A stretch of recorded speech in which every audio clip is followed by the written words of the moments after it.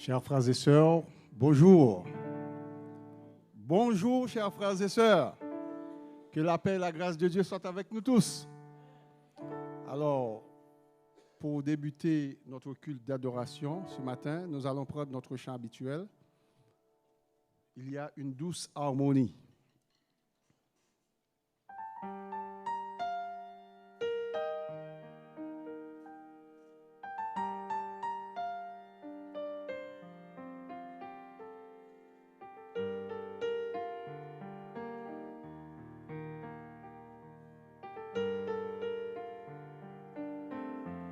Il y a une douce harmonie dans le sanctuaire. Il y a un calme dans cette atmosphère. Viens déposer les fardeaux que tu portes dans le sanctuaire, car Dieu est là. Il y a une douce harmonie dans le sanctuaire. Il y a un calme dans cette atmosphère. Viens déposer les fardeaux que tu portes dans le sanctuaire, car Dieu est là.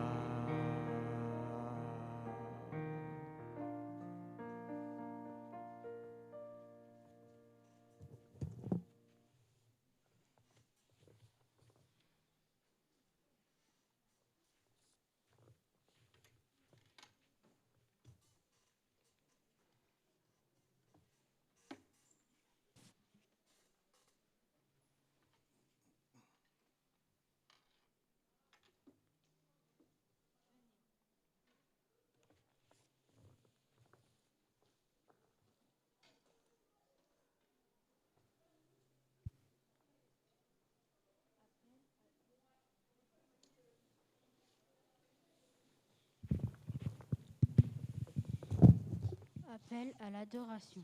Venez, chantons avec l'allégresse à l'Éternel. Poussons un cri de joie vers le rocher de notre salut. Allons au-devant de lui avec des louanges. Faisons retentir des cantiques en son honneur. Car l'Éternel est un grand Dieu. Il est un grand roi au-dessus de tous les dieux.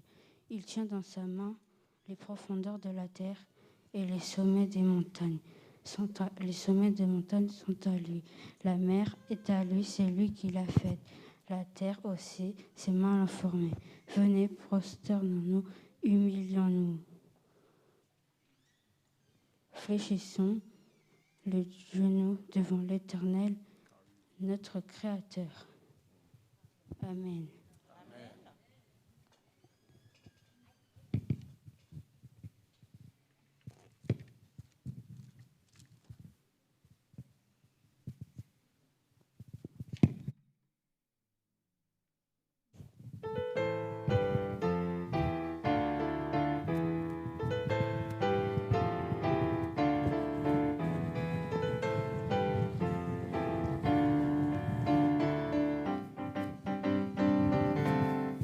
Reçois l'adoration,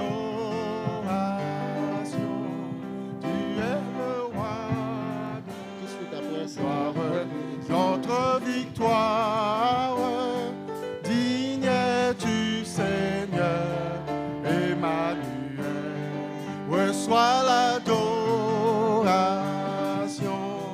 tu es le roi de gloire, notre victoire, digne es-tu Seigneur, Emmanuel, Emmanuel.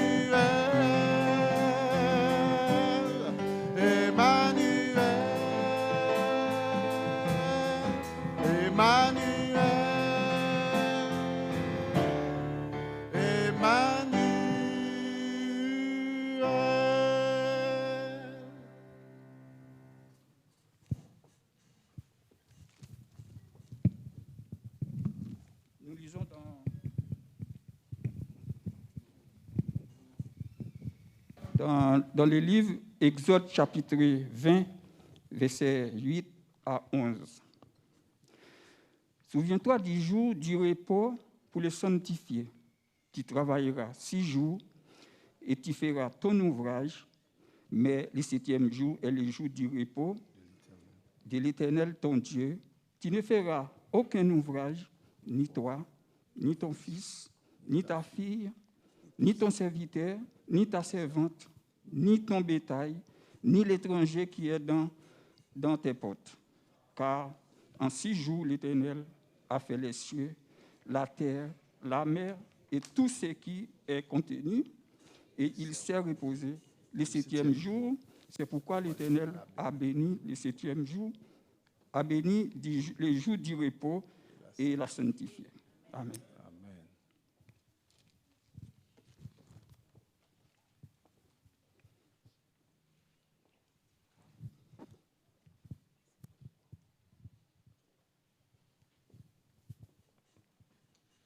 Divin Sauveur, Éternel, notre Dieu, notre Créateur, toi qui es dans les lieux les plus élevés, ce matin, c'est avec crainte et tremblement que nous nous présentons devant toi pour te rendre ce culte d'adoration qui t'est dû.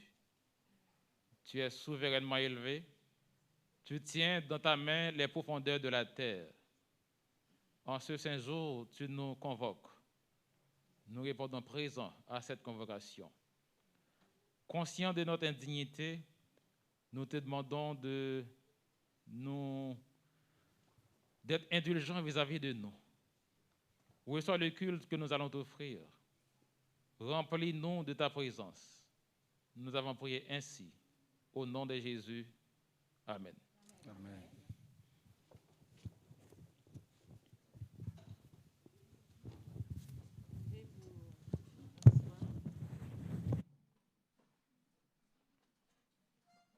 Frères et sœurs, bon sabbat dans le Seigneur.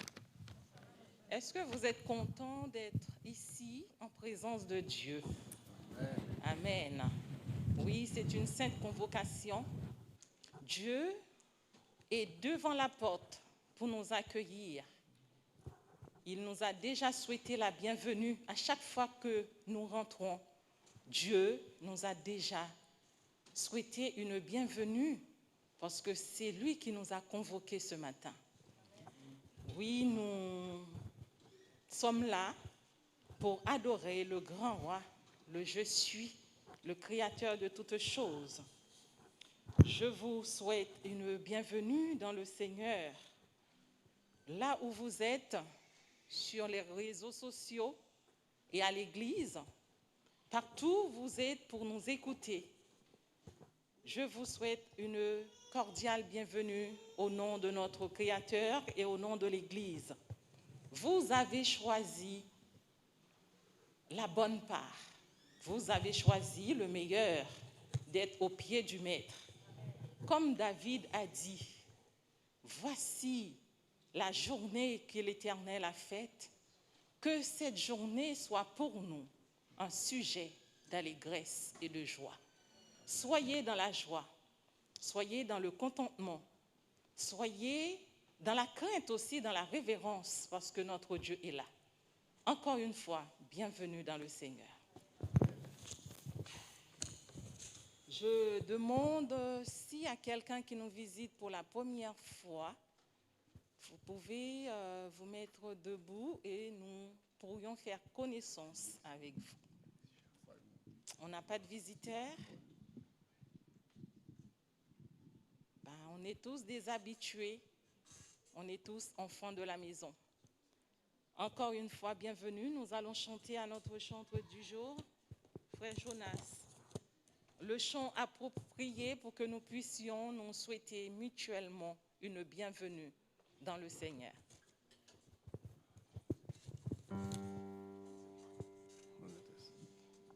Je ne sais pas pour vous, mais moi, je suis content quand on me dit « Allons à la maison de l'Éternel », n'est-ce pas? Moi, je suis dans la joie.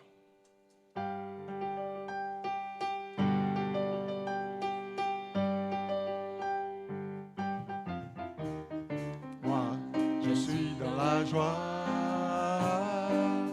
Quand on me dit, allons, allons à la maison de l'Éternel. Moi, je suis dans la joie. Quand on me dit, allons, allons à la maison de l'Éternel. Saluons-nous, nous sont réunis, mes frères et mes amis, tous les gens que j'aime, ceux qui me comprennent. C'est ici que je suis bien, c'est ici que je suis bien. Moi, je suis dans la joie. Quand on me dit, allons, allons à la maison de l'Éternel. Moi, je suis dans la joie.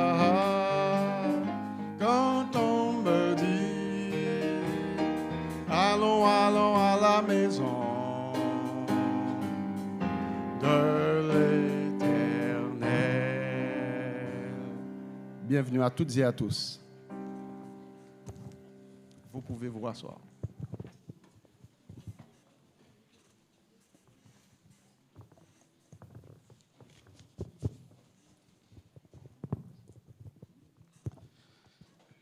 Frères et sœurs, bonjour. Frères et sœurs, bonjour. Bonjour, frère Benoît.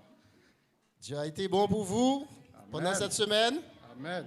Il est bon encore ce matin et il sera toujours bon pour nous. N'est-ce pas vrai? Amen, amen, amen. Amen. Gloire à Dieu.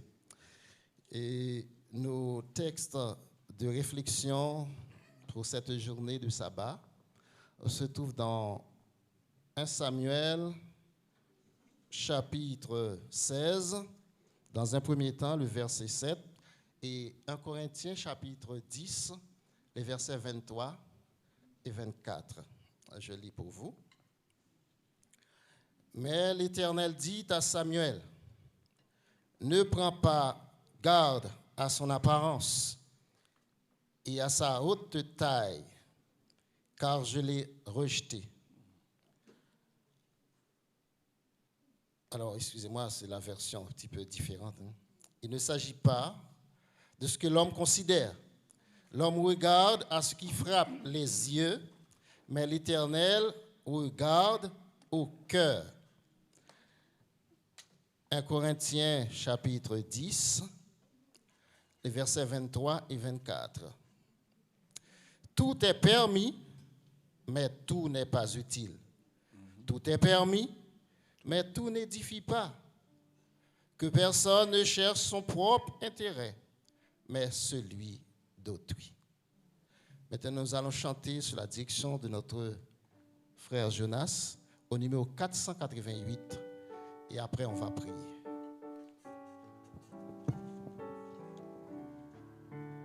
Je vous invite à vous mettre debout.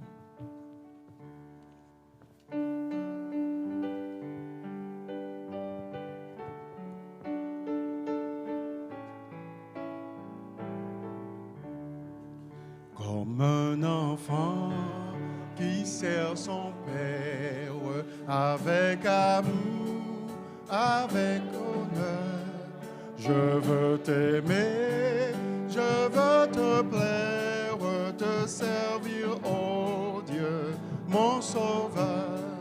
Je veux t'aimer, je veux te plaire, te servir, oh Dieu, mon sauveur.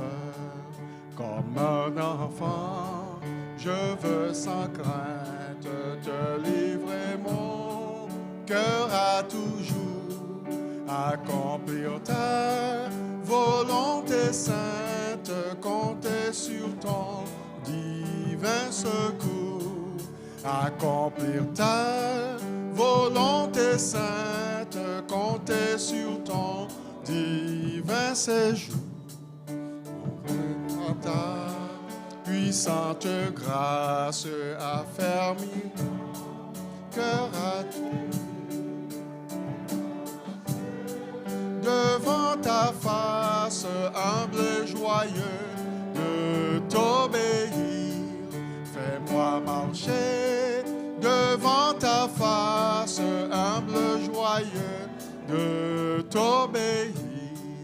De ton esprit, remplis mon âme, de ton amour, remplis mon cœur, qu'en moi toujours brûle la flamme du saint zèle et de la ferveur, qu'en moi toujours brûle la flamme du saint zèle et de la ferveur.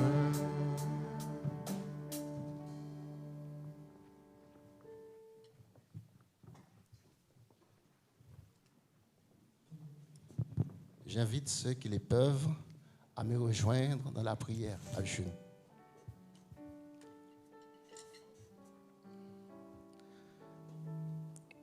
Adorable Père céleste, Dieu 3 fois saint, Dieu d'amour, Dieu de bonté, Dieu de miséricorde, insondable mystère, l'alpha et l'oméga, le premier et le dernier, l'agent de solution par excellence.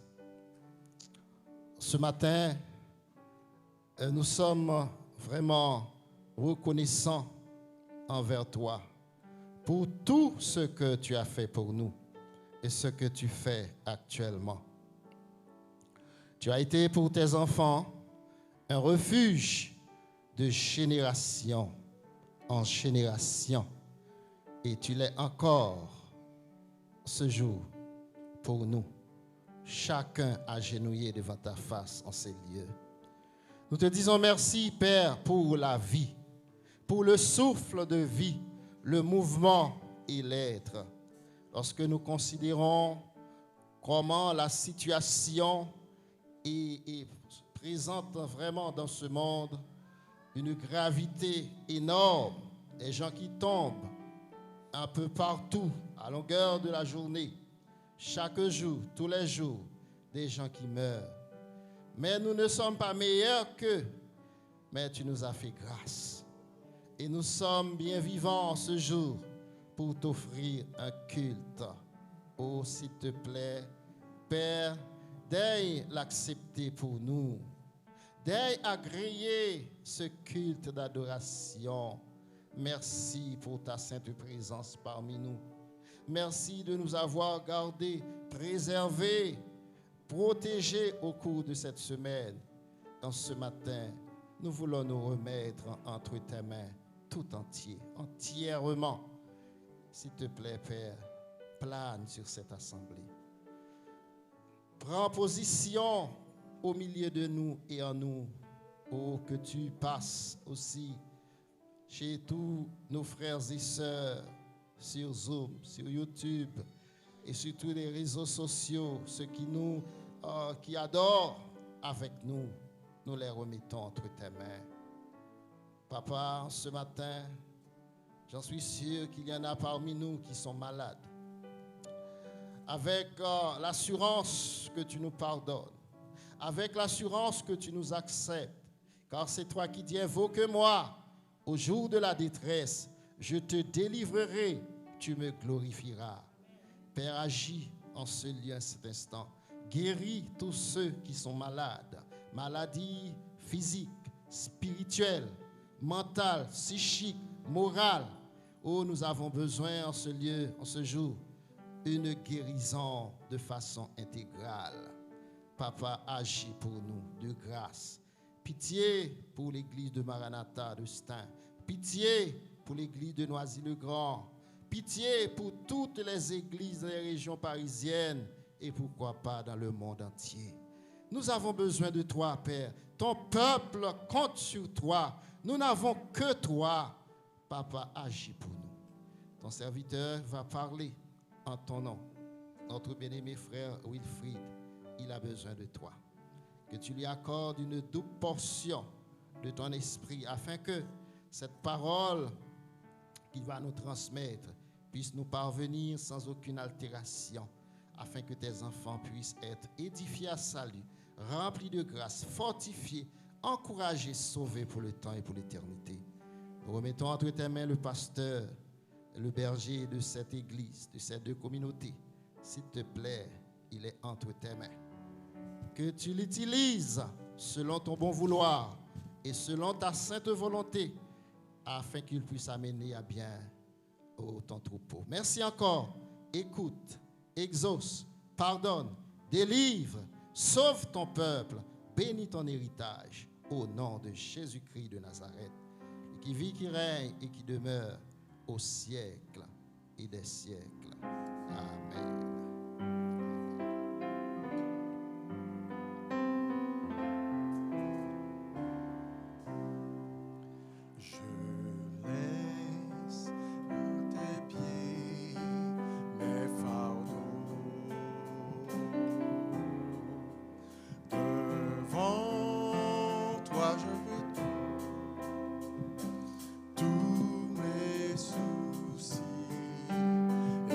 Chaque fois que je ne sais pas me diriger, j'abandonne à tes pieds mes fardeaux.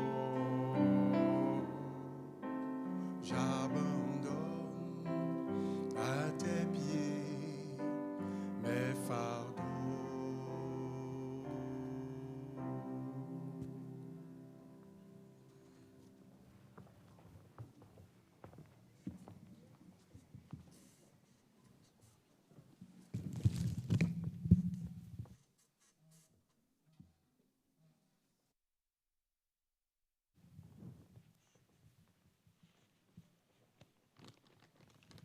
Service de fidélité.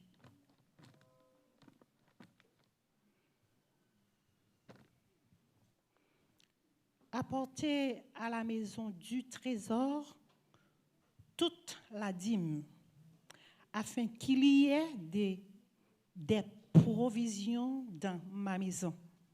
Mettez-moi de la sorte à l'épreuve, dit l'Éternel des armées, et vous verrez si je n'ouvre pas pour vous les écluses du ciel, si je ne défaisse pas pour vous la bénédiction au-delà de toute mesure.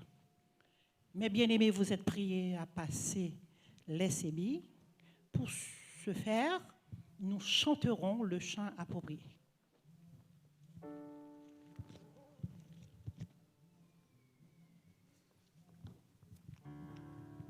Nous apportons de ta maison.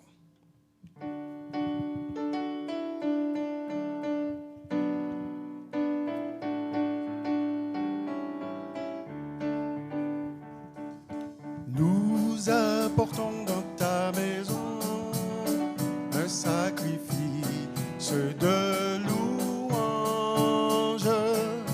Nous apportons dans ta maison un sacrifice d'adoration. Et nous élevons vers toi un sacrifice de reconnaissance. Et nous élevons vers toi un sacrifice de joie. Nous apportons dans ta maison un sacrifice de louange. Nous apportons dans ta maison un sacrifice d'adoration. Mettez-vous debout. Et nous élevons vers toi un sacrifice de reconnaissance. Et nous élevons vers toi un sacrifice de joie.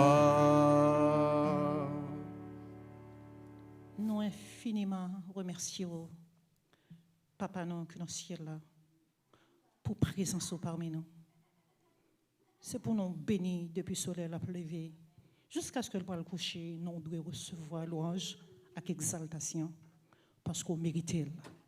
Nous disons merci beaucoup pour le souffle de vie. Merci parce qu'on protège nous. Merci pour le sabbat. Merci pour le sacrifice. C'est derrière Jésus de Nazareth, nous cacher pour nous présenter devant vous, parce que nous connaissons nous ces pécheurs. Au nom de Jésus de Nazareth, acceptez-nous, s'il te plaît, Papa, et nous demandons pour agréer offrande là. Permet que tout peu importe ça nous porter, soyons capables de contribuer pour l'œuvre là capable d'achever. Que ton nom soit exalté. Nous t'en supplions ici au nom de Jésus de Nazareth, lui qui vit il est maintenant et pour toujours. Amen.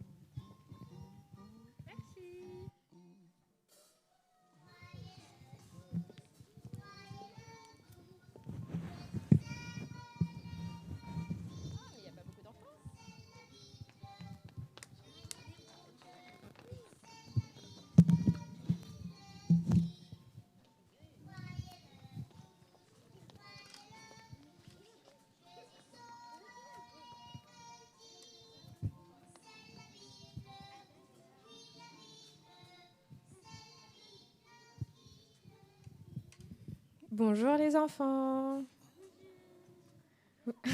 Vous allez bien? Ah, vous avez la forme, trop bien. Alors, avant de commencer mon histoire, j'ai une petite question. Quelle est la chose la plus précieuse pour vous? Des gens qui n'ont pas déjà répondu. T'as pas déjà répondu, toi? Si, t'as déjà répondu. Dis-moi. Dieu?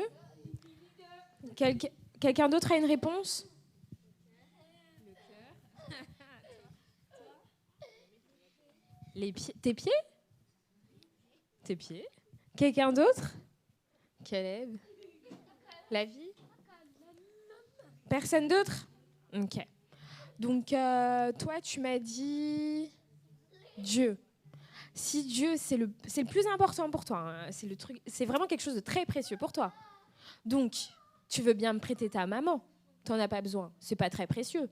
Je peux t'emprunter ta maman. Non, c'est pas précieux. Je peux le prendre. Je peux la prendre, pardon. Ouh. Non, oui, tu veux bien? Non. Mais Dieu, si t'as Dieu, pourquoi tu voudrais ta maman? Donc ta maman et ton père, ils sont précieux pour toi aussi? Ok. Il y a Dieu, il y a maman, il y a papa, il y a le lit, il y a la voiture, il y a tout. Ok. Bon, c'était une petite aparté comme ça. Alors, l'histoire, c'est un monsieur.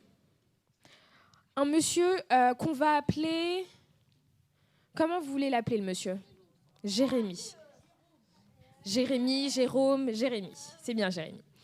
Un monsieur qui s'appelle Jérémie et qui est très, très endetté. Vous savez ce que c'est, être endetté? Non, être endetté, c'est quand on doit quelque chose à quelqu'un. Par exemple, quand on dit oui, merci d'avoir fait ça pour moi, j'ai une dette envers toi. Bah, c'est qu'on doit en retour lui rendre un service ou de l'argent. Et Jérémie, il était très endetté. Il devait rendre beaucoup, beaucoup d'argent. Donc Jérémie, qui a plus trop rien à perdre et qui a un peu d'argent, il lui reste un peu d'argent, il va donner tout ce qui lui reste à Dieu. Et en donnant tout à Dieu, il va faire un pacte, une alliance avec Dieu. Il va dire, bon, Dieu, je te donne tout ce qui me reste, je place ma confiance en toi, de toute façon, j'ai plus rien à perdre, donc peu importe ce qui m'arrivera, j'ai tout placé en toi. Du coup, Jérémie, il va attendre quelques jours, toujours rien, il continue à croire en Dieu. De toute façon, il a tout placé en lui. Et un jour, Jérémie va avoir une idée. Son idée, ça va être de créer plein de machines qui vont aider les ouvriers à construire des bâtiments. Donc, je ne sais pas si vous connaissez la pelleteuse. Vous connaissez la pelleteuse ? Elle prend la terre et elle l'amène à un autre endroit. Il va créer plein de petites, j'arrête de dire petites, plein de machines comme ça qui valent beaucoup d'argent. Et donc, du coup, bien évidemment, s'il a créé tout ça, il va avoir plein d'argent. Parce que peut-être que pour vous, ce n'est pas grand-chose, mais pour l'homme, c'est une révolution. Vous savez ce que c'est une révolution ? Je prends ça pour un nom. Donc, une révolution, c'est quelque chose qui va changer la vie de quelqu'un. Donc là, de tous les ouvriers. Et du coup, il va gagner tellement d'argent qu'il va, bien sûr, continuer à donner à Dieu. Du coup, il va donner sa dîme. La dîme, je ne sais pas si vous le savez, mais c'est 10% de vos revenus. Donc lui, il va gagner des millions et des millions et des millions d'euros. Et de sa dîme, il va donner un pourcentage. À votre avis, combien il va donner ? 10% ? 100% il va donner ? Mais non, mais toi, tu sais, il ne faut pas le dire. 100% ? Non, il ne va pas donner 100%. Comment tu veux qu'il vive ? 90%. Bon, c'est pas drôle, mais la plupart connaissent la réponse. Il va donner 90% de ses revenus. Donc, je ne sais pas vous, mais... Et je ne sais pas si vous savez, mais c'est énorme, 90%. Si aujourd'hui, moi, j'ai 10 bonbons et que je donne 9 bonbons, il me reste un seul bonbon. Enfin, c'est pas drôle, en fait. C'est nul. Genre, je veux qu'il me reste 9 bonbons et que je donne un bonbon. Lui, non, il fait l'inverse. Il donne les 9 bonbons. Enfin, les 9, c'est de l'argent. Hein, et il garde 10% pour lui. Il va placer totalement Il va continuer, à placer toute sa confiance en Dieu. Parce que sans Dieu, il ne serait pas là aujourd'hui. Du coup, pour conclure, je vais vous lire une petite histoire, un petit verset qui dit « Ne vous amassez pas des trésors sur la terre, où la teigne et la rouille détruisent, et où les voleurs percent et dérobent. Mais amassez-vous des trésors dans le ciel, où la teigne et la rouille ne détruisent point, et où les voleurs ne percent ni ne dérobent. » J'ai oublié encore la fin. Pardon. Je connais la fin, mais je ne veux pas dire de bêtises. Désolée. Hein. Donc, je disais, Matthieu 6, versets 19 à 21. Mais amassez-vous des trésors dans le ciel, où la teigne et la rouille ne détruisent point, et où les voleurs ne percent ni dérobent. Car là où est ton trésor, là aussi sera ton cœur. Donc, ce n'est pas forcément en fonction de ce que vous gagnez, mais plutôt en fonction de ce que vous voulez rendre à Dieu. Donc, les enfants, pour vous, il y a tellement de choses précieuses sur cette terre, et merci Seigneur, car grâce à lui, vous avez tout ça. Mais il ne faut pas oublier de lui rendre. Et bien que pour vous, peut-être 90%, c'est énorme, il faut rendre il faut rendre au cœur. Il ne faut pas compter. C'est plutôt ce dont vous avez vraiment envie de rendre à Dieu. Du coup, on va faire une petite prière. Je vais vous demander de fermer les yeux. Vous répétez après moi. Seigneur, je te remercie pour toutes les belles choses que tu me donnes. J'aimerais moi aussi te montrer à quel point je t'aime. Alors permets-moi de pouvoir te donner un retour sans que cela soit trop compliqué pour moi, le fruit de notre alliance. Au nom de ton Fils, Amen. Donc n'oubliez pas les enfants, le trésor le plus important pour Dieu, c'est vous. Et peu importe ce que vous lui demanderez, il vous le donnera. Vous avez juste à croire en lui. Voilà, vous pouvez retourner à votre place.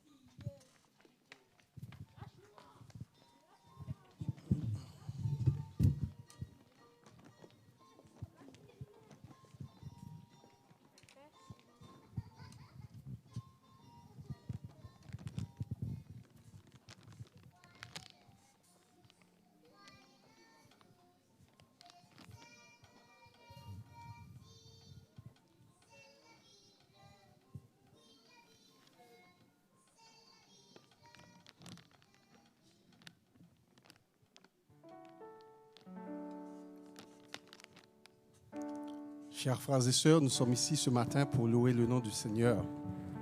Et nous sommes venus avec tout ce que nous avons comme fardeau, comme souci. Nous venons les déposer à Jésus. Car il est écrit dans Matthieu 11, verset 28, « Venez à moi, vous tous qui êtes fatigués et chargés, et je vous donnerai du repos. » Donc si vous le croyez, nous allons nous mettre debout ensemble et nous allons chanter au numéro 324 des hymnes et louanges, « Sur toi je me repose ». Mettons-nous debout ensemble et nous allons déposer nos fardeaux au Seigneur. Nous allons lui dire qu'il n'y a que lui seul qui peut nous décharger de nos soucis.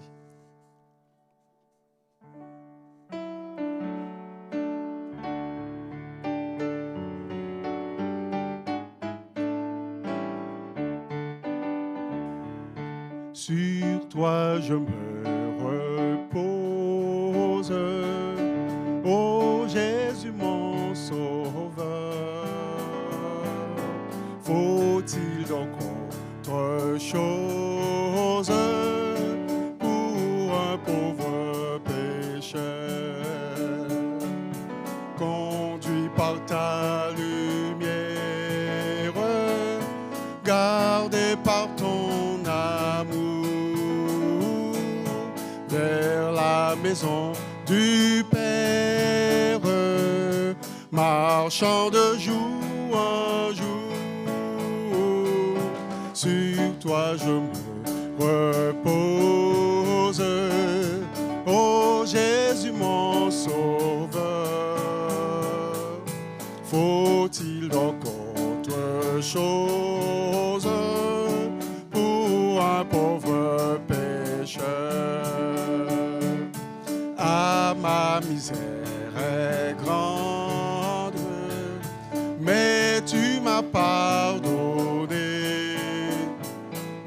Sainte et vivante offrande, pour moi tu t'es donné. Et de toute souillure, par le sang de la croix, mon âme devient pure. Tu l'as dit, je le crois. Sur toi je me repose, ô Jésus mon sauveur. Faut-il donc autre chose pour un pauvre pécheur? Moi-même en sacrifice, immolé désormais, Seigneur, à ton service, me voici pour jamais. Qu'importe ma faiblesse, puisque je t'appartiens, tu n'as point de richesse qui ne soit pour les tiens. Sur toi je me repose, ô Jésus mon sauveur. Faut-il donc autre chose pour un pauvre pécheur? Au plus fort de l'orage, tu te tiens près de moi, ranimant mon courage et soutenant ma foi.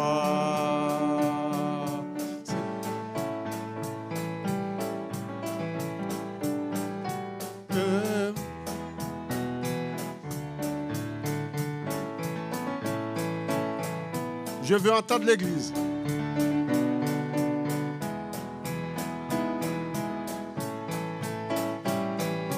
Sur toi je me repose.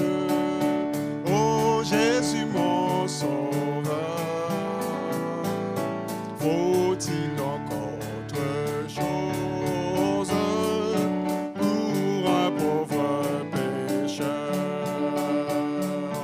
En toi j'ai la victoire, la paix, la liberté.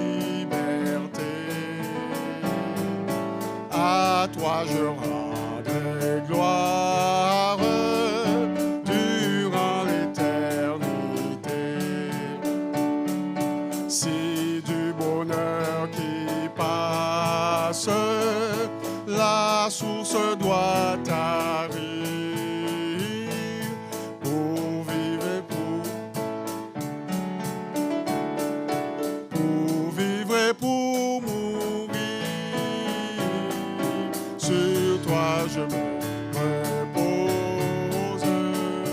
Oh Jésus mon sauveur, faut-il donc autre chose pour un pauvre pécheur? Oui, chers frères et sœurs, si nous sommes ici ce matin, c'est pour dire au Seigneur aussi que nous voulons lui ressembler dans tous les aspects de la vie, que ce soit sur le lieu de notre travail, que ce soit à l'école, que ce soit là où on est. Nous devons ressembler au Seigneur parce que lui, comme exemple, il s'est donné pour chacun de nous. Nous allons lui dire dans un esprit de prière, comme il est écrit dans Philippiens 2, verset 5, ayez les sentiments qui étaient en Jésus. Nous allons lui dire dans un esprit de prière que nous voulons lui ressembler.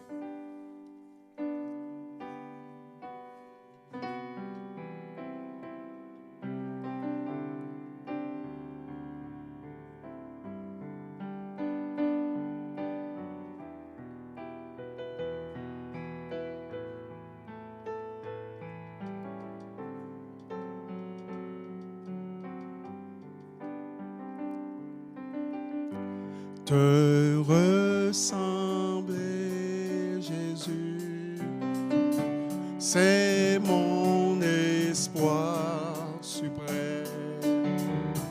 Penser, agir, aimer, toujours plus comme toi. Te ressembler, c'est mon espoir suprême. Par ton esprit en moi, semblable à toi, te ressembler, Jésus, c'est mon espoir suprême. Penser, agir, aimer, toujours plus comme toi. Te ressembler, Jésus, c'est mon espoir suprême. Bon esprit en moi, semblable à toi. Disons-lui ça une dernière fois. Te ressembler, Jésus, c'est mon espoir suprême. Penser, agir, aimer, toujours plus comme toi. Te ressembler, Jésus, c'est mon espoir suprême. Par ton esprit en moi, semblable à toi. Par ton esprit en moi, semblable à toi, par ton esprit en moi, semblable à toi. Fermons nos yeux. Je donne gloire,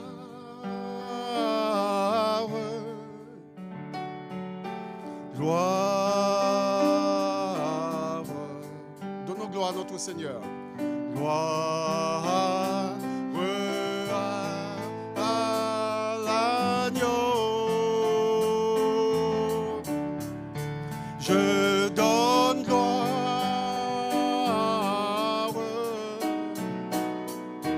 Gloire,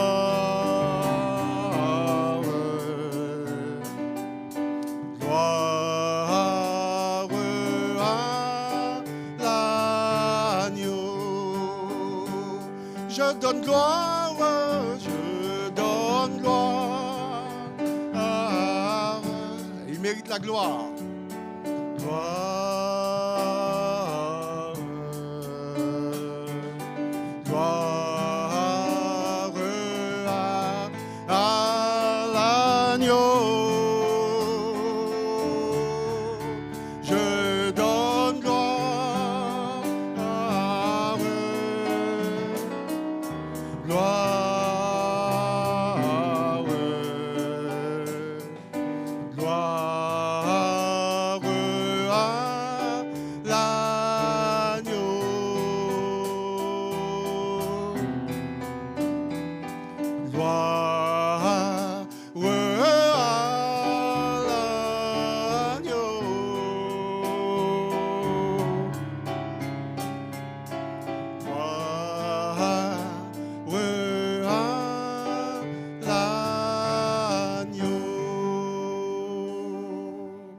Que le nom de l'Éternel soit béni. La soirée, merci.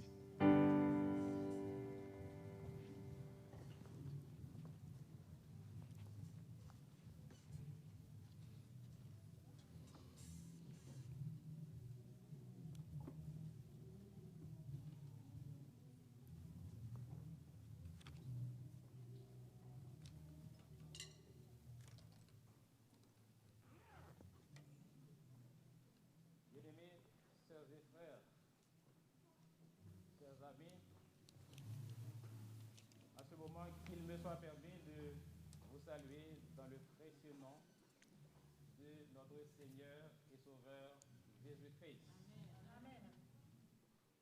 Que la paix et la grâce de Dieu soient avec chacun de vous en ce midi. Amen. C'est un privilège spécial que nous avons de pouvoir être en présence de notre Dieu en ce midi pour l'adorer, pour chercher sa présence, pour implorer son secours divin. À vous qui êtes sur les réseaux sociaux, à vous qui êtes présents, encore une fois, que la paix de Dieu soit avec vous tous. Amen. Notre méditation pour cet après-midi se trouve dans deux textes. Tout d'abord, nous allons lire 1 Samuel, chapitre 16, le verset 7. 1 Samuel, chapitre 16, le verset 7. Je vous invite à lire avec moi ces textes parce que notre réflexion va être axée sur la Bible. Nous allons essayer de comprendre ce que dit la Bible. Est-ce qu'on peut lire ça ensemble?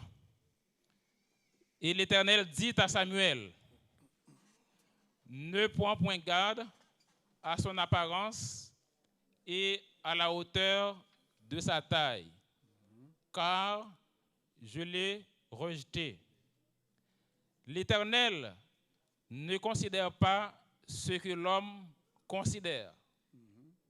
L'homme regarde à ceux qui frappent les yeux, mais l'Éternel regarde au cœur. Maintenant, nous allons dans le Nouveau Testament, dans 1 Corinthiens, chapitre 10, les versets 23 et 24. 1 Corinthiens, chapitre 10, les versets 23 et 24. Alors, puisque ce n'est pas encore affiché, je vais lire ça dans la Bible. Voilà, c'est affiché. Lisons ensemble, chers amis. Tout est permis, mais tout n'est pas utile. Tout est permis, mais tout n'édifie pas. Que personne ne cherche son propre intérêt, mais que chacun cherche celui d'autrui. Juste avant d'entrer dans le message, pour avoir les pieds dans l'étrier, nous allons entonner les 2 premières strophes du numéro 136 des hymnes de louange. Pour triompher dans les combats, quelle est notre force ici-bas?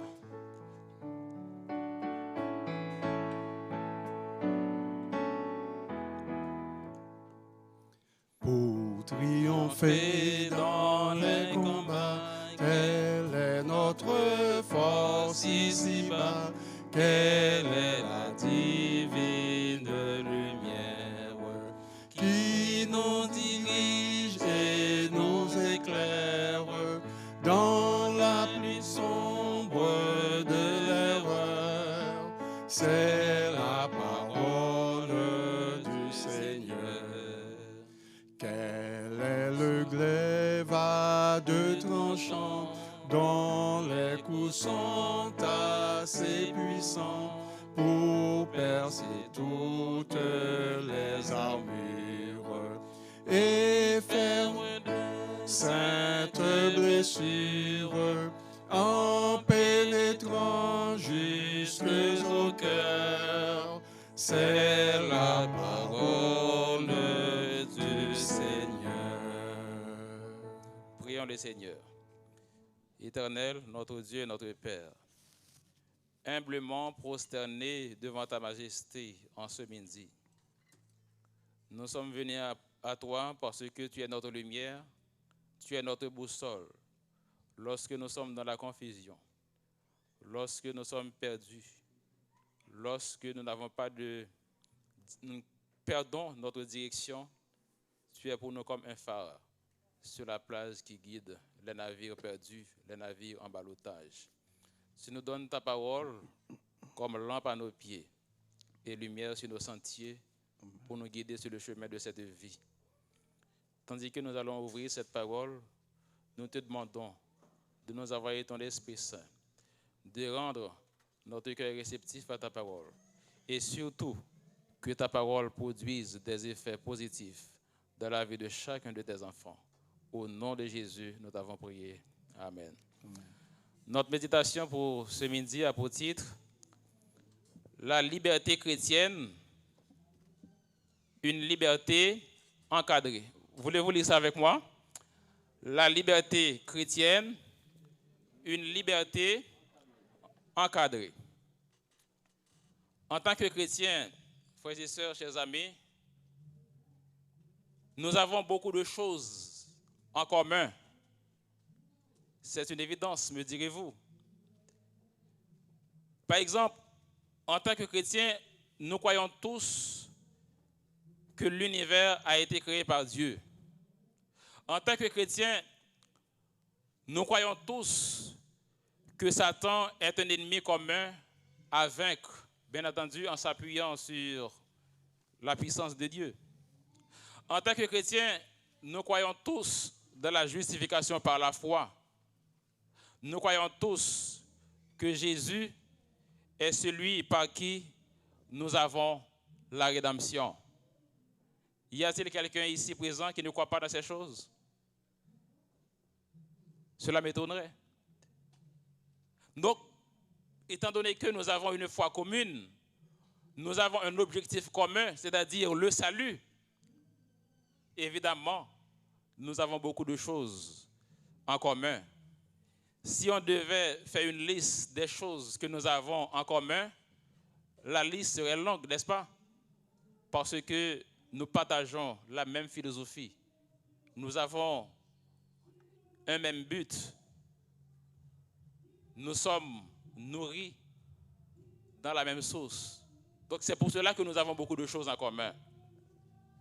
Toutefois, chers amis, il faut le reconnaître.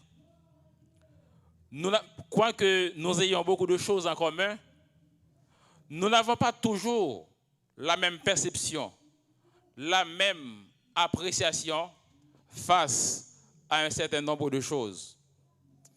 À titre d'exemple, pour certains chrétiens, le salut étant personnel, à partir du moment que ma conscience est en paix vis-à-vis de Dieu, peu importe l'appréciation des autres vis-à-vis mon comportement, pourvu que ma conscience soit en paix avec mon Dieu. Ça, c'est le raisonnement d'une catégorie de chrétiens. Pour d'autres chrétiens, certes, ma conscience doit être toujours en phase avec Dieu. Toutefois, il n'en demeure pas moins que je dois faire attention à ce que je dégage. Je dois prendre en compte la sensibilité d'autrui. Vous voyez les deux raisonnements? Donc, c'est ce qui nous amène à poser comme problématique de notre sujet, la problématique du sujet de ce matin. Le chrétien doit-il se soucier seulement du regard que Dieu porte sur son comportement, ou doit-il aussi faire attention au regard des humains? Telle est la problématique de notre sujet.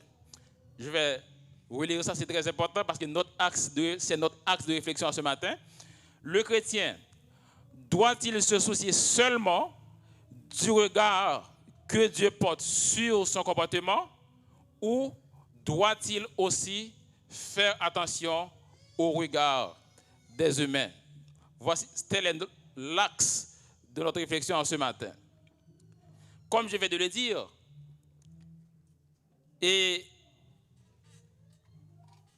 le plus souvent, les chrétiens qui estiment que dès lors que leur conscience soit en phase avec Dieu, ça leur suffit, eh bien, le plus souvent, cette catégorie de chrétiens se base sur le verset que nous trouvons dans 1 Samuel, chapitre 16, le verset 7, qui dit « L'Éternel ne considère pas ce que l'homme considère, l'homme regarde à ce qui frappe les yeux, mais l'Éternel regarde au cœur. » Comprenons-nous, nous avons affaire avec deux réflexions différentes. Pour certains chrétiens qui ont un raisonnement totalement vertical, à partir du moment que ma conscience est en phase avec Dieu, eh bien, peu importe le raisonnement des autres. Et le texte que cette catégorie chrétienne prend comme base, comme appui, c'est 1 Samuel, chapitre 16, le verset 7. Mais il y a une autre catégorie de chrétiens qui a une réflexion hybride, qui n'est ni tout à fait verticale, ni tout à fait horizontale, mais une réflexion qui est à la fois verticale et horizontale. Cette catégorie de chrétiens réfléchit de la façon suivante. Certes, je dois d'abord faire attention à ce que ma conscience soit toujours en phase avec Dieu.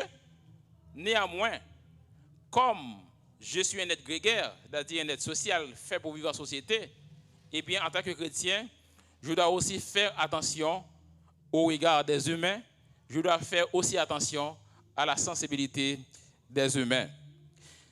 Ce verset qui est souvent cité, 1 Samuel 16, verset 7, pour produire le raisonnement vertical, eh bien, aujourd'hui, nous allons en quelque sorte réfléchir vraiment sur ce verset pour mettre ce verset en relation avec la Bible dans son ensemble, pour bien comprendre le message que nous pouvons trouver dans ce verset.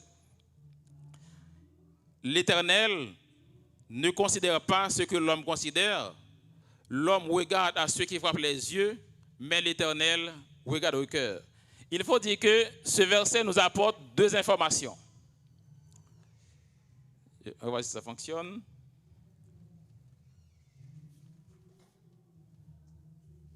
Voilà. Ce verset nous apporte deux informations. Une information dans le sens horizontal. L'homme regarde à ceux qui frappent les yeux. On est là. Donc, la première information, c'est dans quel sens? Dans le sens horizontal. L'homme regarde à ceux qui frappent les yeux. Ce verset nous apporte une seconde information. Cette fois-ci,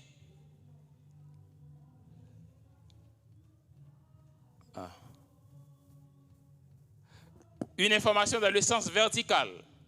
Dieu regarde au cœur. Donc, la question qu'on peut se poser, d'abord, y a-t-il une intersection entre ces deux informations, ou du moins, doit-on envisager ces deux informations comme deux droites parallèles? Vous savez, en géométrie, deux droites parallèles, ce sont deux droites, même lorsqu'on les prolonge à l'infini, elles ne se rencontreront jamais. Par exemple, quand on prend ces deux murs latéraux, eh bien, ce sont des droites parallèles. Même si on les prolonge à l'infini, ces deux droites ne se rencontreront jamais. Ces deux informations que nous trouvons dans le verset, l'information verticale, l'homme regarde à ceux qui frappent les yeux.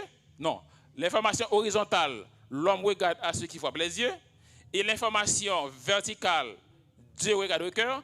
Est-ce que ces deux informations-là sont parallèles ou du moins est-ce qu'elles sont perpendiculaires? C'est-à-dire, est-ce qu'elles se rencontrent quelque part? Est-ce qu'il y a une jonction entre les deux?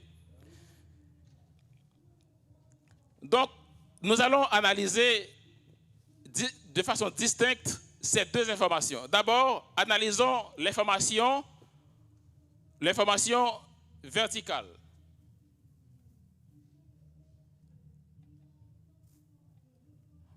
L'information verticale. Dieu regarde au cœur. Quels sont les enseignements peut-on trouver dans cette première information? Dieu regarde au cœur. Quelles sont les déclinaisons de cette affirmation? Peut-être vous trouverez-vous d'autres déclinaisons, mais moi, en réfléchissant, j'ai trouvé plusieurs enseignements dans cette information. Dieu regarde au cœur. Quel enseignement? Le premier enseignement que j'ai trouvé, c'est que, en tant qu'observateur, nous ne devons pas présumer la spiritualité de quelqu'un. Je vais vous dire ça. En tant qu'observateur, nous ne devons pas présumer la spiritualité ou la non-spiritualité de quelqu'un. Est-ce que vous êtes là avec moi? Quel est le premier enseignement? En tant qu'observateur, nous ne devons pas présumer la spiritualité ou la non-spiritualité de quelqu'un. Jusqu'ici, on est là. Pourquoi, en tant qu'humain, nous ne devons pas présumer la spiritualité ou la non-spiritualité de quelqu'un? Parce que nous risquons de nous tromper. Parce que nous sommes des êtres limités. Dieu seul sait qui est chrétien authentique, qui n'est pas chrétien authentique. Est-ce que vous êtes d'accord avec ça? Dieu seul sait qui est chrétien authentique et qui n'est pas un chrétien authentique. Parce que Dieu seul sait sonder les cœurs et les reins. Êtes-vous d'accord avec ça? Dieu seul sait sonder les cœurs et les reins. Il y a une pensée qui dit, entre l'arbre et l'écorce, il ne faut pas mettre le doigt. Entre l'arbre et l'écorce, il ne faut pas mettre le doigt. Comme l'a si bien dit René Descartes dans son œuvre, le discours sur la méthode, nos sens nous trompent souvent. Nous, lorsque nous observons les choses, nous pouvons nous tromper de la réalité. Nous pouvons nous tromper sur la substance des choses parce que nous sommes humains. Donc, seul Dieu a cette prérogative de savoir qui est chrétien, qui ne l'est pas, qui est spirituel, qui ne l'est pas, qui sera sauvé, qui ne le sera pas. C'est une prérogative exclusive de Dieu. Êtes-vous d'accord avec ça? Donc, là, nous venons d'analyser la première information que nous trouvons dans le verset, c'est-à-dire l'information verticale. Maintenant, nous allons analyser la seconde information. La seconde information, c'est quoi? Je vais l'afficher. La seconde information, c'est une information dans le sens horizontal. L'homme regarde à ceux qui frappent les yeux. Quelles sont les déclinaisons de cette information? Comment peut-on comprendre cette information? Quel enseignement peut-on trouver dans cette seconde information? Voici un premier enseignement qu'on peut trouver dans cette information. L'homme regarde à ceux qui frappent les yeux. Le premier enseignement, c'est que ce verset nous apprend que les hommes nous observent. On est d'accord? L'un des enseignements qu'on peut trouver, c'est que ce verset nous dit que l'homme nous observe. Deuxième, autrement, on peut dire que, comme information que nous avons dans ce verset, c'est que le chrétien n'est pas une île. Une île, vous savez, c'est une terre entourée d'eau de tous les côtés, qui est isolée, qui n'est pas en contact avec le reste continent, les autres continents. Donc le chrétien n'est pas une île. Donc l'homme nous observe. Donc c'est la seconde information.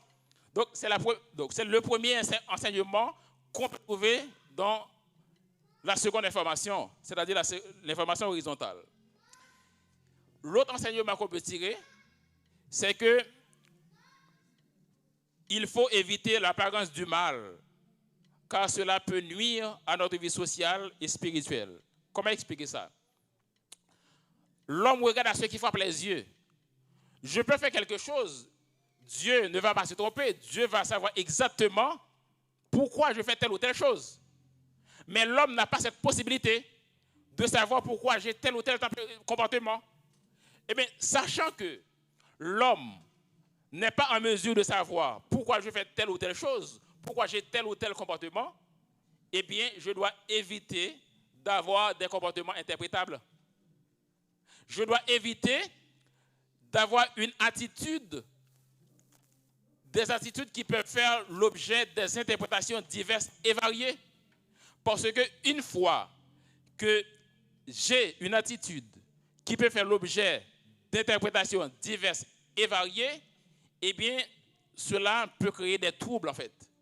D'ailleurs, en tant que chrétien, j'ai un mandat évangélique. Allez, faites de toutes les nations les disciples. Si, par négligence, je dis, bon, de toute façon, c'est le cœur qui compte. Dieu voit le cœur, ça me suffit. Et que je ne tiens pas compte de ce que je projette, eh bien, cela peut créer un blocage psychologique m'empêchant d'exercer le mandat évangélique de faire les nations des disciples.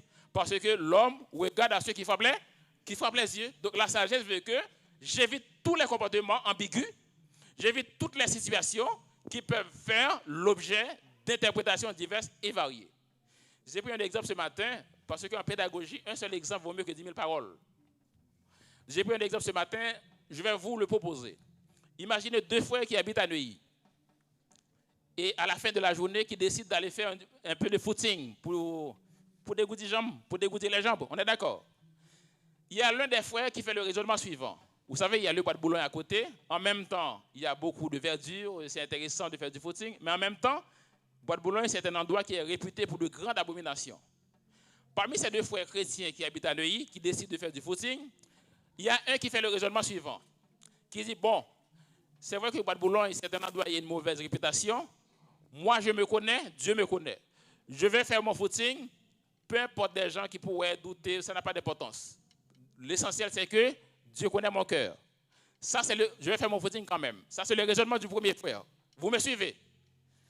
Il y a un second frère qui veut aussi faire du footing, qui fait un autre raisonnement, qui dit, certes, je connais mon cœur, je sais qui je suis. Dieu regarde au cœur, Dieu sait qui je suis.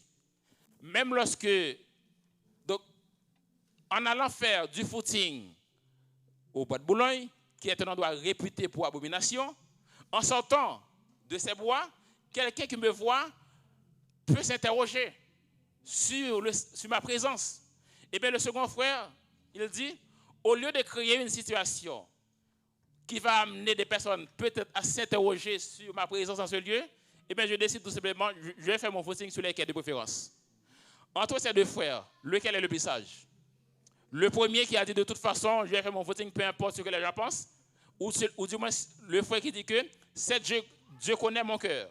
Mais pour éviter des interrogations, je pouvais faire mon footing ailleurs sur les quais. Entre ces deux personnes, laquelle est plus sage, selon vous? La deuxième. Donc, nous allons poursuivre la réflexion. Donc, vous comprenez, en tant que chrétiens, nous ne pouvons pas toujours avoir un raisonnement exclusivement vertical, en nous disant, dès lors que ma conscience est en phase avec Dieu, ça me suffit. En tant que chrétiens, nous sommes obligés de tenir compte de l'horizontal. D'ailleurs, l'homme est un être grégaire, c'est-à-dire un être social qui est fait pour vivre en société. Que l'on soit chrétien ou non chrétien, croyant ou non croyant, on est un être grégaire, autrement dit un être social fait pour vivre en société. Et la vie en société, la vie en groupe, eh bien, requiert certains principes, requiert une certaine rigueur. Considérant que le chrétien n'est pas une île, considérant que le chrétien ne vit pas sa foi en vase clos, il doit, dans son raisonnement, prendre en compte et la dimension verticale et la dimension horizontale. Autrement dit, certes, le chrétien doit s'efforcer d'abord pour plaire à Dieu. Le chrétien doit d'abord se soucier pour que sa foi, pour que sa conduite, sa conscience soit toujours en phase avec Dieu. En même temps, le chrétien doit prendre en compte l'image qu'il projette vis-à-vis des autres. Donc, le chrétien doit prendre en compte la dimension sociologique. Le chrétien doit développer ce que les psychologues appellent son intelligence sociale. À partir du moment que des personnes se réunissent en un lieu commun, elles forment une entité sociale soumise à des règles de savoir-vivre et de savoir-être. C'est vrai que lorsque nous sommes venus à l'église, nous sommes venus pour adorer Dieu. Mais nous ne sommes pas seuls. Nous sommes en groupe. Nous formons un groupement social, une entité sociale.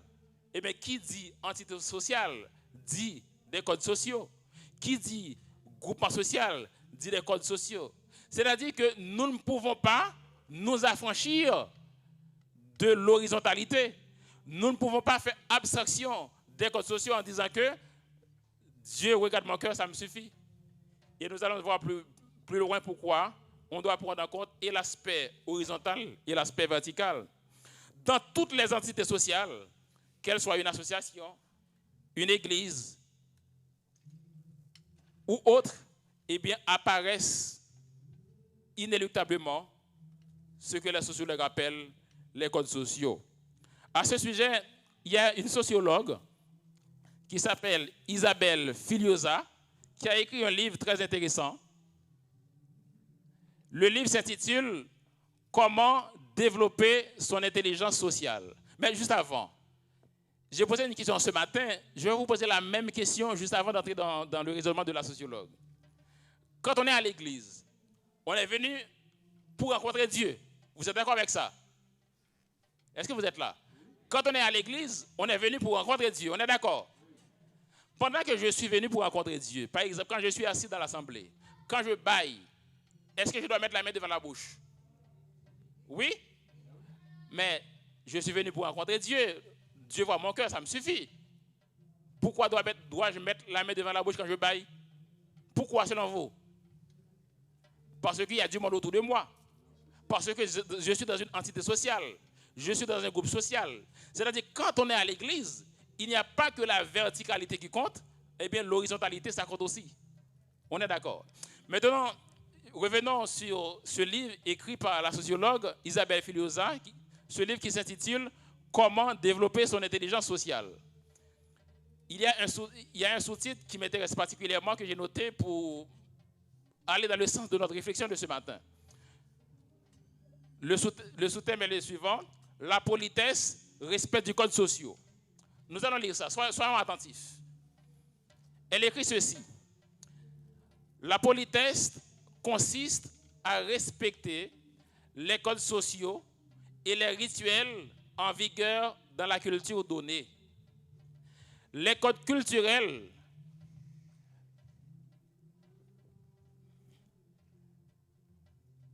est-ce qu'on peut mettre le texte de préférence? Voilà, après on met mon image. Voilà. Donc les codes culturels ne sont qu'un langage, une convention sociale. L'individu sera considéré comme poli ou mal poli, selon qu'il est en phase ou pas avec les codes qui sont en vigueur dans son environnement social. Je vais relire cette phrase. L'individu sera considéré comme poli ou mal poli selon qu'il est en phase ou pas avec les codes qui sont en vigueur dans son environnement social.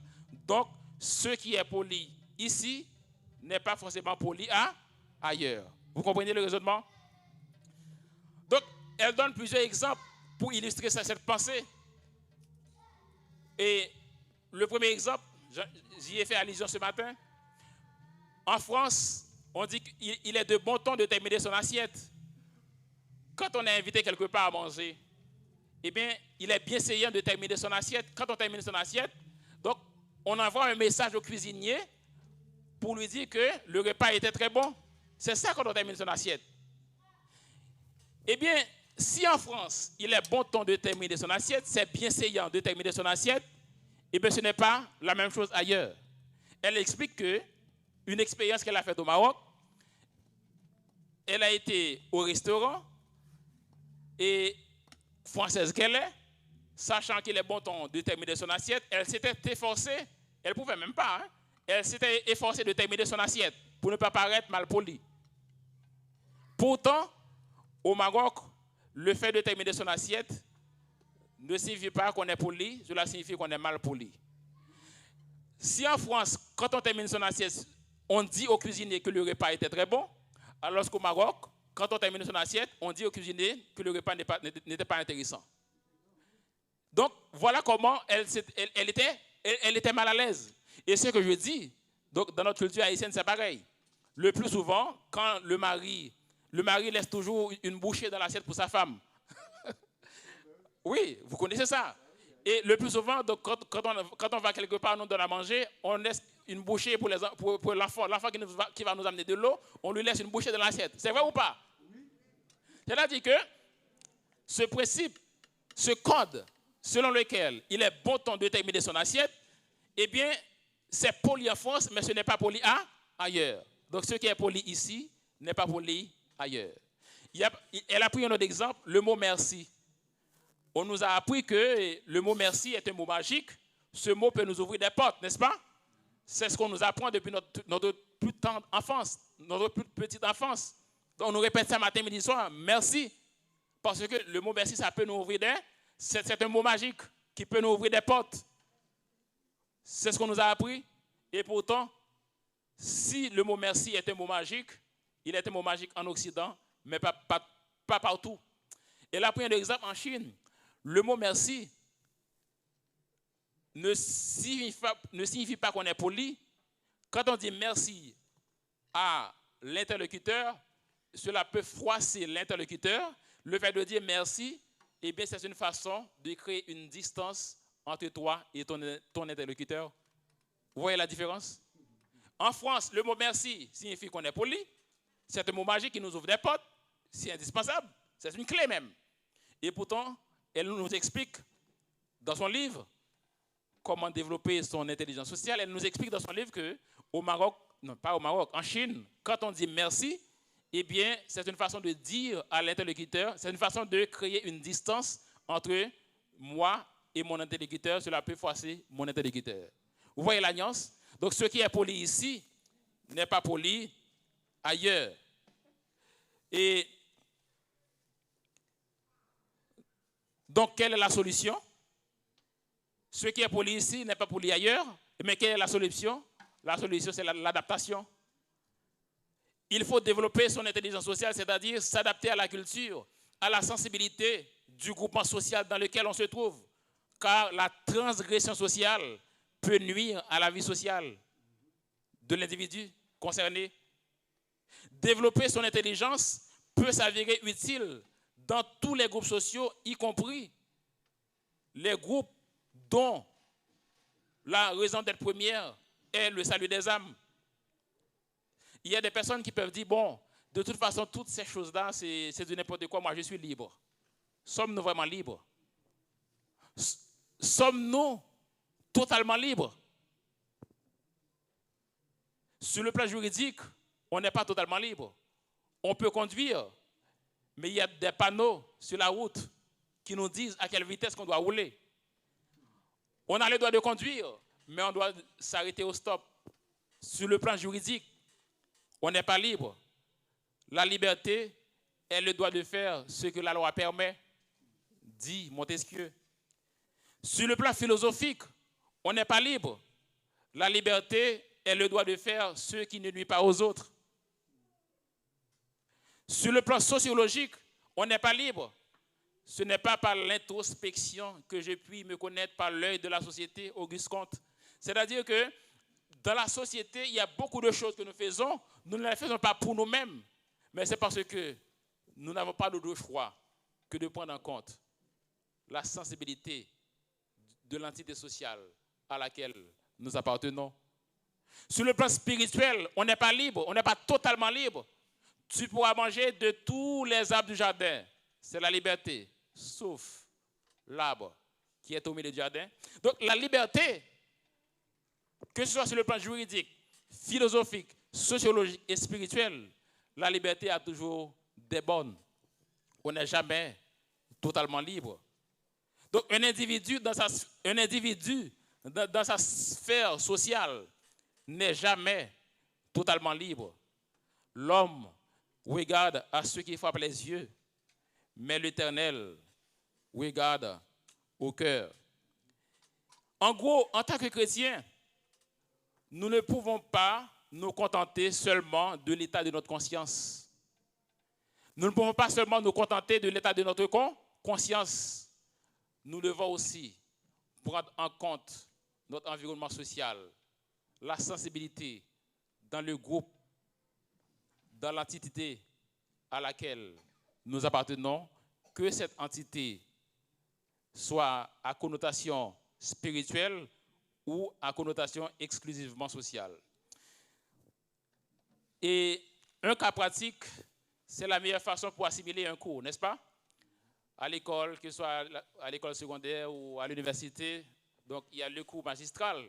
Mais le cas pratique, donc le travail dirigé, c'est à ce moment-là qu'on assimile le mieux le cours qui a été dispensé. N'oubliez pas notre acte de réflexion, la problématique, est-ce que le chrétien doit se soucier seulement de l'état de sa conscience vis-à-vis de Dieu, ou du moins est-ce que le chrétien doit aussi prendre en compte le regard d'autrui? C'est ça notre acte de réflexion, il faut garder ça à l'esprit. Et à ce sujet, nous allons prendre un cas pratique qui a été résolu par l'apôtre Paul. Et ce cas pratique va nous permettre de bien saisir le sens de notre intervention de ce matin. Un cas pratique résolu par l'apôtre Paul. Je vous invite à lire dans 1 Corinthiens, chapitre 10, les versets 23 à 29. Nous allons lire ça ensemble. Ensemble? Tout m'est permis. Réveillons-nous. Tout m'est permis, mais tout n'est pas utile. Tout est permis, mais tout n'édifie pas. Que personne ne cherche son propre intérêt, mais que chacun cherche celui des autres. Mangez de tout ce qui se vend au marché sans vous enquérir de rien par motif de conscience, car la terre est au Seigneur et tout ce qu'elle renferme. Si un non-croyant vous invite et que vous voulez aller, mangez de tout ce qu'on vous présentera sans vous enquérir de rien par motif de conscience. Mais si quelqu'un vous dit « Ceci a été offert en sacrifice », n'en mangez pas, à cause de celui qui a donné l'avertissement et à cause de la conscience. Le verset 29, très important. Je parle non de votre conscience, mais de celle de l'autre. Le verset 29, soyons attentifs. Je parle ici non de votre conscience, mais de celle de l'autre.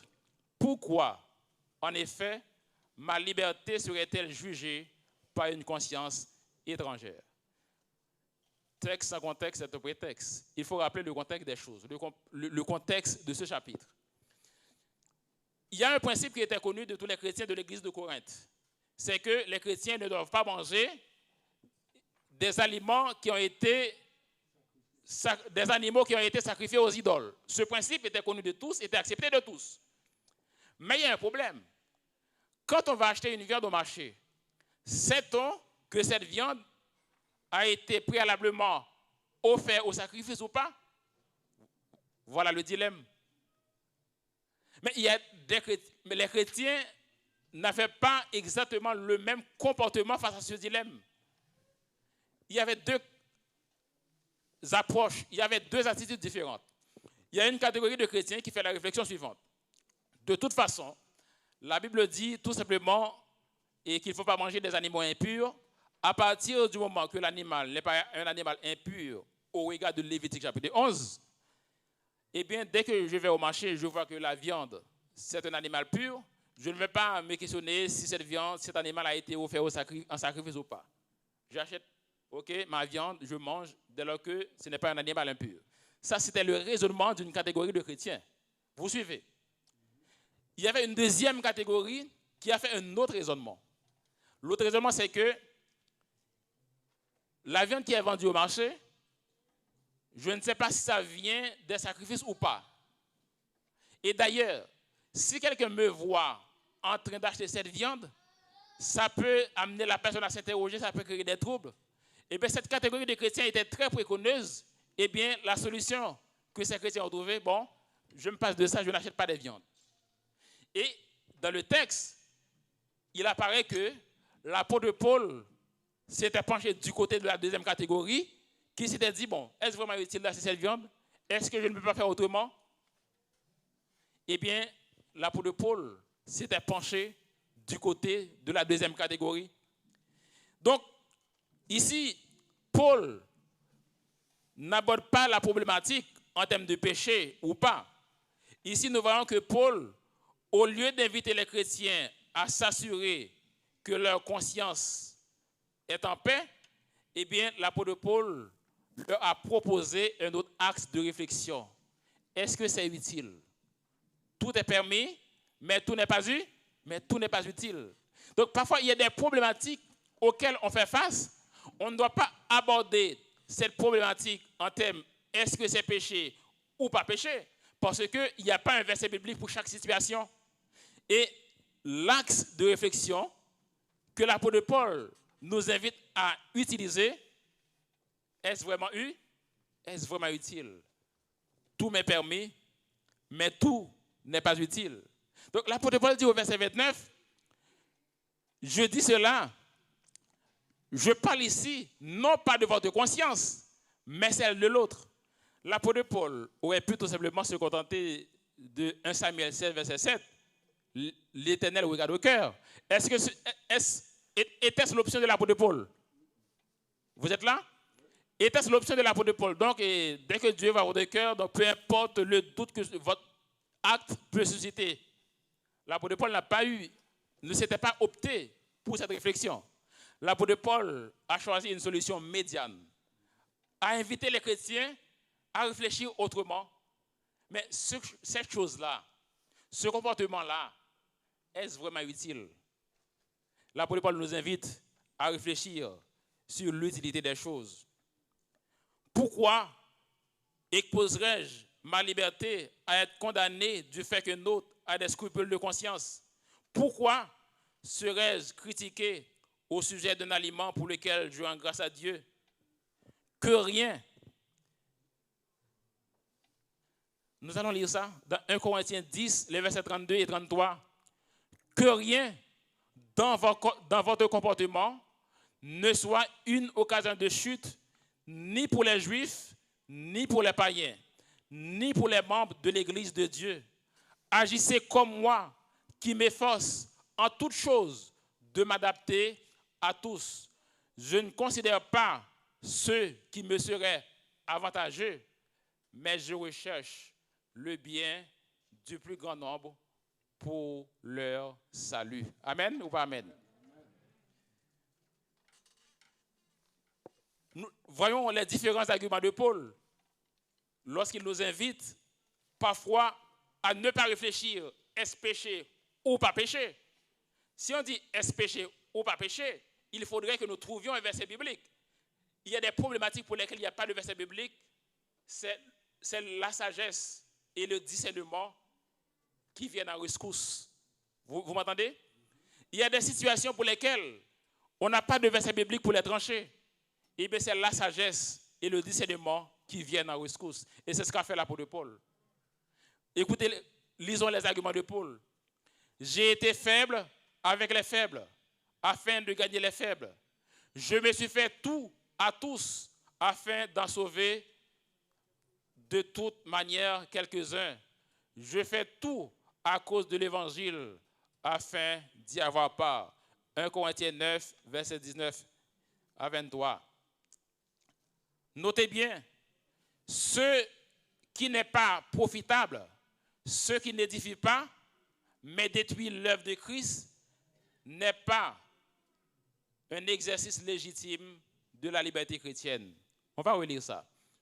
Ce qui n'est pas profitable, ce qui n'édifie pas, mais détruit l'Église, détruit l'œuvre du Christ, n'est pas un exercice légitime de la liberté chrétienne. Paul s'est fait esclave de tous afin de gagner le plus de gens possible à Christ. Le but est donc l'évangélisation. J'ai trouvé cette citation.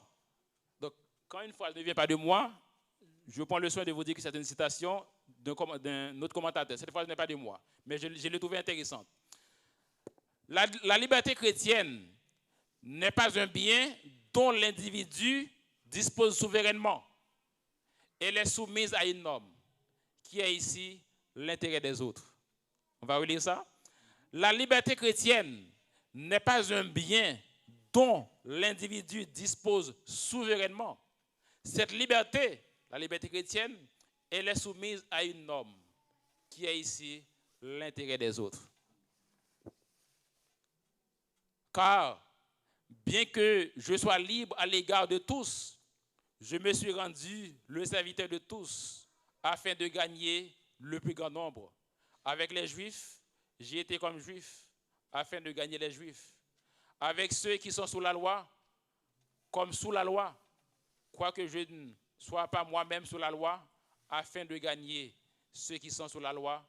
Avec ceux qui sont sans la loi, comme sans la loi, quoique je ne sois pas sans la loi.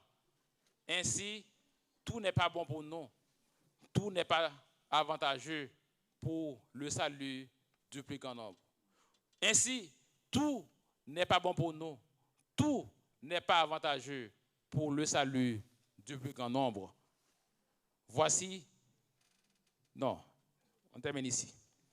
Donc, chers amis, nous sommes arrivés à la conclusion de notre message de ce matin. Comment conclure, comment résumer le message de ce matin? Chers amis, nous pouvons résumer le message de ce matin de la façon suivante. Si vous étiez endormi pendant le développement, maintenant soyez réveillés pendant la conclusion. Nous pouvons résumer le message de ce matin de la façon suivante. Personne n'est habilité à distribuer des notes. Vous entendez? Dans l'Église de Dieu, personne n'est habilité à distribuer des notes. Autrement dit, personne n'est en mesure de dire celui-ci est spirituel, celui-là n'est pas spirituel. Ce frère est spirituel, mais cet autre frère n'est pas spirituel. Cette sœur-ci est spirituelle, cette sœur-là n'est pas spirituelle. Personne n'a cette prérogative, si ce n'est Dieu. Êtes-vous d'accord avec ça? Amen. Car l'homme regarde à ceux qui frappent les yeux, mais l'Éternel regarde au cœur. Toutefois, étant donné que nous vivons notre foi en collectivité, nous devons faire attention à la sensibilité des autres. Parfois, selon Paul, nous devons nous interroger sur l'utilité des choses lorsqu'elles font l'objet de débats. Vous entendez cela? D'après le raisonnement de l'apôtre Paul que nous venons de voir, parfois, il y a certaines choses, même lorsqu'elles ne sont pas en soi un péché, à partir du moment que ces choses font débat à l'Église, nous devons la sagesse doit nous amener à nous interroger sur l'utilité de cette chose. Parfois, l'Église, le comité d'Église, devrait passer son temps à mettre en place des plans d'évangélisation. C'est ça la mission de l'Église. Parfois, au lieu de passer son temps à mettre en place des plans d'évangélisation, le comité passe des heures à essayer de trouver un moyen de pacifier la situation, de coller les points de vue pour un sujet dont l'utilité reste à déterminer. Et c'est pourquoi l'apôtre Paul nous dit, parfois, il ne suffit pas de dire est-ce péché ou pas péché, mais parfois, la solution, c'est de nous demander est-ce vraiment utile? La sagesse et le discernement doivent nous amener à poser la question suivante. Ceci ou cela, vaut-il vraiment la peine? Le jeu, vaut-il vraiment la chandelle? Tout ce que nous faisons doit être à la gloire de Dieu. Vous entendez cela? Tout ce que nous faisons doit être à la gloire de Dieu, sans atteinte à la conscience de notre prochain. Vous comprenez cela? Tout ce que nous faisons doit être à la gloire de Dieu, sans atteinte à la conscience de notre prochain. Nous devons veiller à ne pas user de notre liberté en Christ pour blesser certaines personnes ou aller à l'encontre de leurs intérêts. Écoutez bien ceci, chers amis. Parfois, nous devons nous abstenir de certaines choses. Parfois, nous devons nous abstenir de faire certaines choses, même lorsque notre conscience serait tranquille en les faisant. C'est pas ce que vous voyez l'apôtre Paul dit? D'après l'apôtre Paul, parfois, je pourrais faire une chose. Cette chose n'est pas explicitement réprimée par la Bible. Ma conscience serait tranquille en faisant cette chose. Eh bien, parfois, je dois m'abstenir de faire certaines choses, même lorsque ma conscience serait tranquille en faisant cette chose. Dans la vie de groupe, ma conduite ne peut pas être guidée uniquement par ma conscience, mais aussi en tenant compte de l'état de conscience des autres. Tout m'est permis, mais tout n'est pas utile. Tout m'est permis, mais tout n'édifie pas. Frères et sœurs, tandis que je vais vous quitter, retenez ceci. Que nos faits, nos gestes, notre attitude soient toujours empreints de sagesse, car il en va de l'intérêt de l'œuvre de Dieu.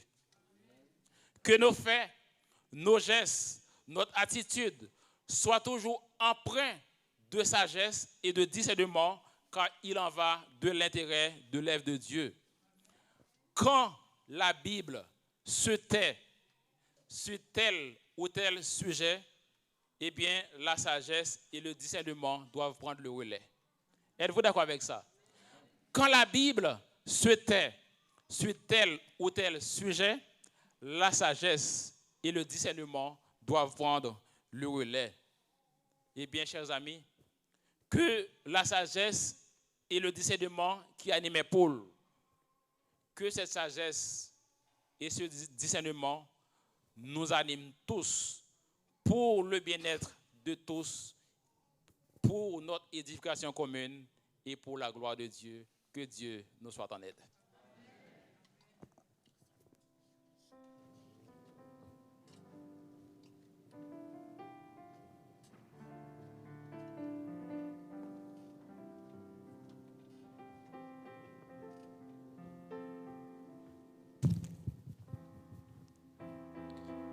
Nous disons un grand merci à notre Dieu. Nous disons un grand merci à notre frère Wilfried qui nous a parlé de la part de notre Dieu. À vous, chers membres d'Église, un grand merci vous êtes adressé pour votre présence. Avec les numéros 388, nous mettrons un thème à ces cultes. Chantons avec Frère Jonas. 338. L'Assemblée est priée de bien vouloir se lever.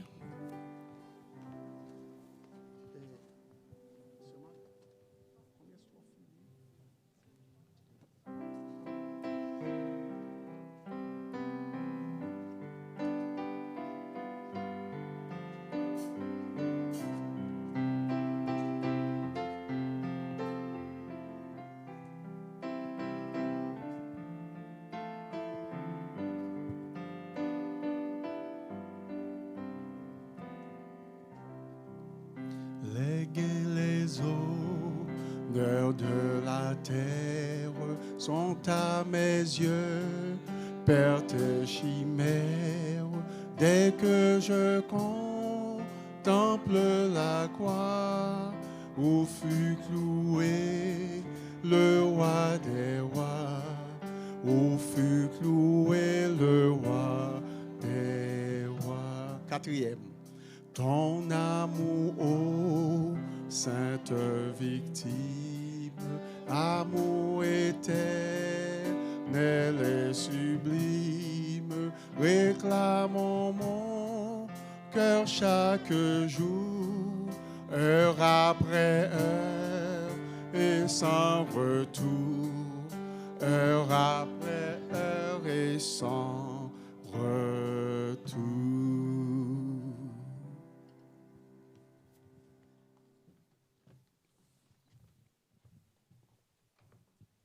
Prions les Seigneurs. Notre Père et notre Dieu, en cet instant, Père, nous voulons te dire merci parce que tu nous as parlé. Père, si tu nous as parlé ainsi aujourd'hui, sûrement tu as d'autres choses à nous encore inculquer. Nous t'en supplions, s'il te plaît, Père, dans ton amour, et nous disposer à t'écouter à chaque fois que tu as l'occasion de nous parler. Tandis que, Père, nous allons vider ces lieux, nous t'en supplions au nom de Jésus que tu sois avec nous. Que ton Saint-Esprit nous accompagne. Au nom de Jésus pour ta gloire. Amen.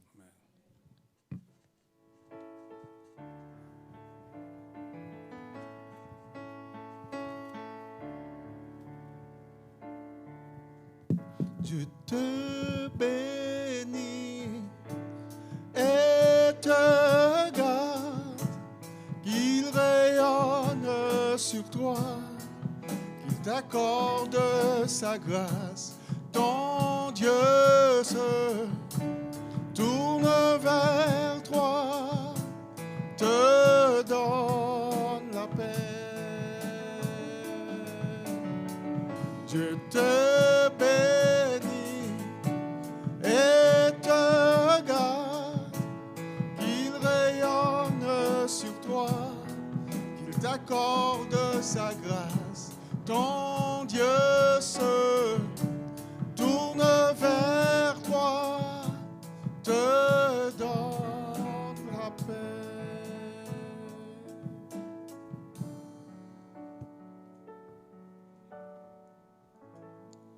Recevons la bénédiction du Seigneur. Que la paix et la grâce de Dieu, que la sagesse venue d'en haut, nous anime tous, nous imprègne tous pour le bien-être de la communauté de foi, pour l'édification commune et surtout pour la gloire de notre Dieu. Que la paix et la grâce de Dieu, la douce et intime communion de l'Esprit Saint soit et demeure sur chacun de nous dès maintenant et à jamais. Allons en paix. Amen. Les membres du département de la musique sont priés de rester pour une rencontre avec le comité d'église. Merci. Dieu te bénit et te garde, qu'il rayonne sur toi, qu'il t'accorde sa grâce.